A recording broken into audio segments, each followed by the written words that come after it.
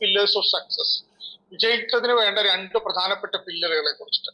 അതിൽ ഒന്നാമത്തെ പില്ലർ എന്ന് പറയുന്നത് ഈ ബിസിനസ്സുമായി ബന്ധപ്പെട്ടുള്ള അറിവുകൾ പ്രദാനം ചെയ്യുന്ന പ്രോഗ്രാമുകളെയാണ്. അതിനെ നമ്മൾ വിളിക്കുന്നത് സിസ്റ്റം പ്രോഗ്രാമുകളെയാണ്. ഒരു വ്യക്തി ഈ ബിസിനസ്സിലേക്ക് കടന്നു വരുന്നത് ബിസിനസ് ഓപ്പർച്യൂണിറ്റി പ്രസന്റേഷൻ കേട്ടിട്ടാണെങ്കിൽ ആ ബിസിനസ് എങ്ങനെ ചെയ്യണം അതിനുവേണ്ടി ഇനിഷ്യൽ വാക്സിനേഷൻ കൊടുക്കുന്ന പ്രോഗ്രാമാണ് NDO പ്രോഗ്രാം, അല്ലെങ്കിൽ യൂത്ത് ഡിസ്ട്രിബ്യൂട്ടേഴ്സ് ഓറിയന്റേഷൻ പ്രോഗ്രാം.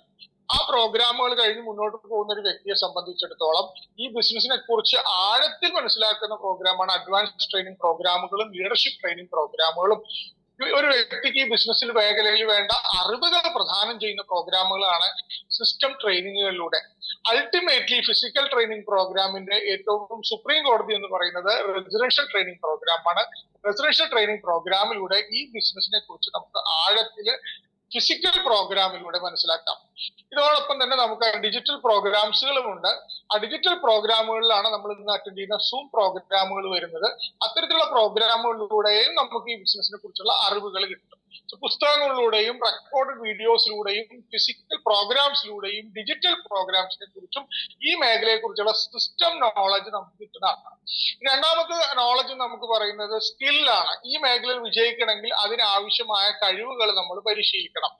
അറിവ് നമുക്ക് ഇത്തരത്തിലുള്ള ട്രെയിനിങ്ങിൽ നിന്ന് കിട്ടുമെന്നുണ്ടെങ്കിൽ അത് ചെയ്ത് പരിശീലിക്കുമ്പോഴാണ് കഴിവുകൾ ഡെവലപ്പ് ചെയ്യുക. പ്രാക്ടീസ് കൊണ്ട് മാത്രം മെച്ചപ്പെടുത്താവുന്നതാണ് കഴിവുകൾ എന്ന് പറയുന്നത്. സോ നമ്മുടെ ബേസിക് സ്കില്ലുകൾ, ഈ മേഖലയിൽ വിജയിക്കുന്നതിന് ആവശ്യമായ ബേസിക് സ്കില്ലുകൾ എന്ന് പറയുന്നത് പ്രോസ്പെക്ട് ചെയ്യാനുള്ള സ്കില്ല്, അതുപോലെ തന്നെ ഫോളോ അപ്പ് ചെയ്യാനുള്ള സ്കില്ല്, ഒബ്ജക്ഷൻസ് ഹാൻഡിൽ ചെയ്യാനുള്ള സ്കില്ല്, അതുപോലെ തന്നെ സെയിൽ ക്ലോസ് ചെയ്യാനുള്ള സ്കില്ലുകളാണ്. ഈ കാര്യങ്ങൾ സ്ഥിരമായി ചെയ്യുന്ന ഒരു വ്യക്തിക്കാണ് ഇതിന്റെ ബേസിക് ആയിട്ടുള്ള ടീം ബിൽഡിങ്ങിന് വേണ്ടി അദ്ദേഹത്തിന് തയ്യാറാൻ പറ്റുന്ന കഴിവുകൾ ഡെവലപ്പ് ചെയ്യണം.